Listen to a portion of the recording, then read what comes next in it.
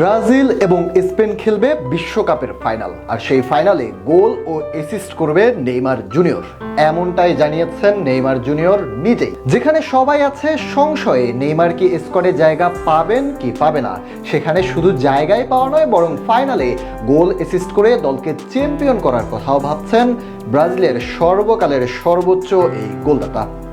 বিশ্বকাপ জয়ের স্বপ্ন এখন বুকে লালন করছেন ব্রাজিলিয়ান সুপারস্টার নেইমার জুনিয়র। বয়স 34 হলেও 2026 বিশ্বকাপে ব্রাজিলের জার্সিতে মাঠ মাতানোর আশা ছাড়েননি তিনি। যদিও সাম্প্রতিক সময়ে চোটের সঙ্গে দীর্ঘ লড়াই তার জাতীয় দলে জায়গা পাওয়া নিয়ে তৈরি করেছে বড় অনিশ্চয়তা। বিশেষ করে আল হিলালে কাটানোর সময়টা ছিল দুঃস্বপ্নের মতো। একের পর এক ইনজুরির কারণে দীর্ঘ সময় মাঠের বাইরে থাকতে হয়েছে তাকে। এই সময়ে ব্রাজিল দলে জায়গা শক্ত করেছেন তরুণ কয়েকজন আক্রমণ ভাগের ফুটবলার।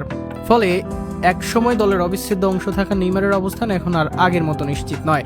তবুও নিজের স্বপ্ন আর আত্মবিশ্বাসে অটুট এই ব্রাজিলিয়ান তারকা সম্প্রতি সাংবাদিক ব্রুনো ফেরমিগার সঙ্গে সামাজিক যোগাযোগ মাধ্যমে আলাপকালে 2026 বিশ্বকাপ ফাইনালের একটি কল্পিত দৃশ্য তুলে ধরেন নেইমার। তার বিশ্বাস, বিশ্বকাপ ফাইনালে মুখোমুখি হবে ব্রাজিল ও স্পেন। সেখানে ব্রাজিল 3-1 ব্যবধানে স্পেনকে হারিয়ে নিজেদের ষষ্ঠ বিশ্বকাপ শিরোপা জিতবে বলেও ভবিষ্যৎবাণী করেন তিনি।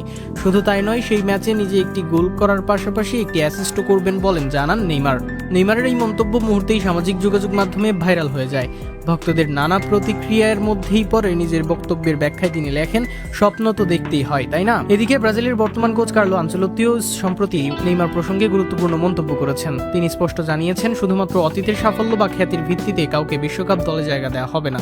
তবে একই সঙ্গে নেইমারের সাম্প্রতিক উন্নতির প্রশংসাও করেছেন ইতালিয়ান এই কোচ। সান্তোসের নিয়মিত খেলার মাধ্যমে নেইমার ধীরে ধীরে নিজের ছন্দ ফিরে পাচ্ছেন বলেও উল্লেখ করেন আনচেলত্তি। তবে শেষ পর্যন্ত বিশ্বকাপের চূড়ান্ত দলে জায়গা নিশ্চিত করতে হলে পুরোপুরি ফিট থাকা এবং ধারাবাহিক পারফরমেন্স দেখানোর বিকল্প নেই, একথাও পরিষ্কারভাবে জানিয়ে দিয়েছেন ব্রাজিল কোচ।